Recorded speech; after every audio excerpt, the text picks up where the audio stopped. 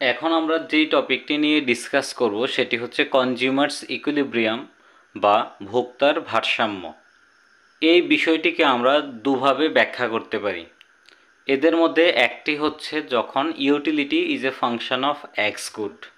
তার মানে হচ্ছে কোনো একজন ব্যক্তি বা ভোক্তা যদি শুধুমাত্র একটি দ্রব্য ভোগ করে তার উপযোগিতা নির্ধারণ করে, তবে সেই ক্ষেত্রে ভোক্তার ভারসাম্য কী হবে, এটি হচ্ছে আমাদের একটি ব্যাপার। এবং তার সাথে অন্যটি হচ্ছে U is a function of X and Y. এটি বোঝাচ্ছে যে কোনো একজন ভোক্তা একসাথে দুটি দ্রব্য মানে এক্স দ্রব্য ও ওয়াই দ্রব্য ভোগ করে তার যে মোট উপযোগিতা নির্ধারণ করে। প্রথমটিকে আমরা বলছি কেস ওয়ান, তার মানে U is a function of X. এই ক্ষেত্রে আমাদের জানতে হবে ভোক্তার ভারসাম্যের শর্ত কী, তার মানে what is the condition of consumers equilibrium. এই ক্ষেত্রে ভোক্তার ভারসাম্যের শর্ত হচ্ছে শুধুমাত্র একটি, সিই মানে হচ্ছে কনজিউমার্স ইকুইলিব্রিয়াম, মানে ভোক্তার ভারসাম্যের শর্ত, কন্ডিশনস অফ কনজিউমার্স ইকুইলিব্রিয়াম মানে হচ্ছে ভোক্তার ভারসাম্যের শর্ত, যেটা হচ্ছে P X equal to M U X.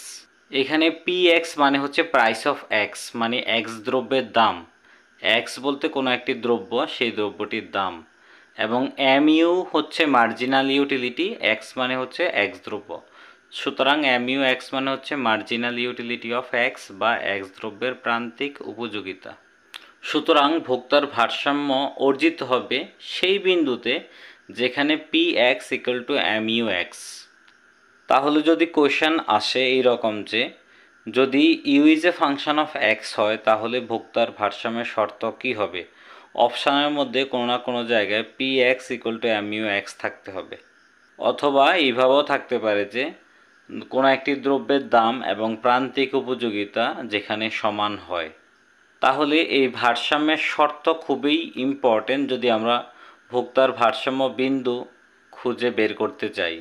তাহলে আমরা বলতে পারি যত পরিমাণ দ্রব্য ভোগের ক্ষেত্রে দাম এবং প্রান্তিক উপযোগিতা সমান হবে, ওই পরিমাণ দ্রব্য যদি ভোক্তা কিনে তাহলেই তার উপযোগিতা সর্বোচ্চকরণ হবে, আদারওয়াইজ হবে না। তার মানে হচ্ছে এই শর্তটি যে পরিমাণ এক্স দ্রব্য ভোগের ক্ষেত্রে প্রতিপালিত হবে, শুধুমাত্র ভোক্তা যদি ওই পরিমাণ দ্রব্য ভোগ করে তাহলেই সে মোট উপযোগিতা সর্বোচ্চকরণ করতে পারবে বা সর্বাধিক করতে পারবে, আদারওয়াইজ হবে না। এই বিষয়টিকে আমরা যদি ছোট্ট একটি চিত্রের মাধ্যমে দেখাই তাহলে দেখানো যায় যে চিত্রে আনুভূমিক অক্ষে আমরা এক্স দ্রব্যের পরিমাণ পরিমাপ করি এবং উল্লম্ব অক্ষে আমরা দাম এবং প্রান্তিক উপযোগিতাকে পরিমাপ করি। আমরা অনুমান করে নিচ্ছি যে অর্থনীতিতে দাম স্থির, সুতরাং দাম রেখা হবে আনুভূমিক অক্ষের সমান্তরাল সরল রেখা। That means price curve is parallel to the x axis or horizontal axis. এবং প্রান্তিক উপযোগিতা রেখা হবে নিম্ন ঢালযুক্ত বা ঋণাত্মক ঢালযুক্ত সরল রেখা, যাকে আমরা এম ইউ এক্স দিয়ে চিহ্নিত করছি। চিত্রে ই বিন্দুতে ভারসাম্যের শর্ত প্রতিপালিত হয়, মানে P X equal to M U X, এটা ই বিন্দুতে দেখা যায়। সুতরাং ই বিন্দু হচ্ছে ভোক্তার ভারসাম্য বিন্দু এবং এই ই বিন্দু ঠিক করে দেবে ভোক্তা কতখানি এক্স দ্রব্য ক্রয় করবে বা ভোগ করবে। সুতরাং সেই অনুসারে ভোক্তা ও এক্সটার পরিমাণ এক্স দ্রব্য ভোগ করবে এবং ভোক্তা যদি এই ও এক্সটার পরিমাণ দ্রব্য ভোগ করে তাহলেই তার উপযোগিতা সর্বোচ্চকরণ বা সর্বাধিক হবে। এখন আমরা দ্বিতীয় কেসটি আলোচনা করব। যদিও এটি আলোচনার ক্ষেত্রে আমাদেরকে দুটি বিষয়ে ধারণা খুবই গুরুত্বপূর্ণ এবং প্রয়োজন। একটি হচ্ছে আমাদেরকে নিরপেক্ষ রেখার ধারণা এবং অন্যটি হচ্ছে বাজেট রেখার ধারণা। এই দুটি ধারণা আমরা পরবর্তীতে ব্যাখ্যা করে নেব এবং এই ক্ষেত্রে আমাদের প্রথমেই জানতে হবে U is a function of X comma Y, যেখানে আমরা বোঝাতে চাচ্ছি যে কোনো একজন ব্যক্তি বা ভোক্তা দুটি দ্রব্য একসাথে ভোগের মাধ্যমে তার মোট উপযোগিতাকে নির্ধারণ করে এবং এই ফাংশনটি থেকে বা উপযোগিতা অপেক্ষক থেকে আমরা একটি রেখা পেতে পারি, যেটাকে আমরা বলতে পারি নিরপেক্ষ রেখা বা ইনডিফারেন্স কার্ভ।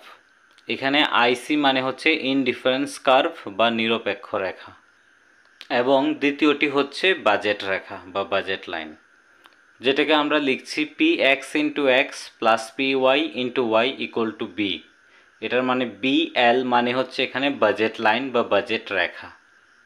এখানে পি এক্স মানে হচ্ছে প্রাইস অফ এক্স বা এক্স দ্রব্যের দাম, আর এক্স মানে হচ্ছে কোয়ান্টিটি অফ এক্স বা এক্স দ্রব্যের পরিমাণ। পি ওয়াই মানে হচ্ছে ওয়াই দ্রব্যের দাম বা প্রাইস অফ ওয়াই, আর শুধুমাত্র ওয়াই হচ্ছে কোয়ান্টিটি অফ ওয়াই বা ওয়াই দ্রব্যের পরিমাণ, আর বি হচ্ছে মোট বাজেট বা ইনকাম বা বাজেটের পরিমাণ বা আয়ের পরিমাণ। এইগুলির ব্যাখ্যা আমরা পরবর্তীতে দিচ্ছি। আগে আমরা দেখে নিচ্ছি যে এই ক্ষেত্রে ভোক্তার ভারসাম্যের শর্ত কী হবে। এই ক্ষেত্রে শর্ত হচ্ছে দুটি। প্রথমটিকে আমরা বলি নেসেসারি কন্ডিশন বা first order condition. Necessary condition মানে হচ্ছে প্রয়োজনীয় শর্ত, বা ফার্স্ট অর্ডার কন্ডিশন মানে হচ্ছে প্রাথমিক শর্ত, যেটা হচ্ছে নিরপেক্ষ রেখার ঢাল এবং বাজেট রেখার ঢাল সমান হবে। মানে slope of indifference curve is equal to slope of budget line. এখানে M R S x Y মানে হচ্ছে নিরপেক্ষ রেখার ঢাল, যার মানে হচ্ছে মার্জিনাল রেট অফ সাবস্টিটিউশন, তার মানে পরিবর্ততার হার, এটাকেই আমরা নিরপেক্ষ রেখার ঢাল বলি।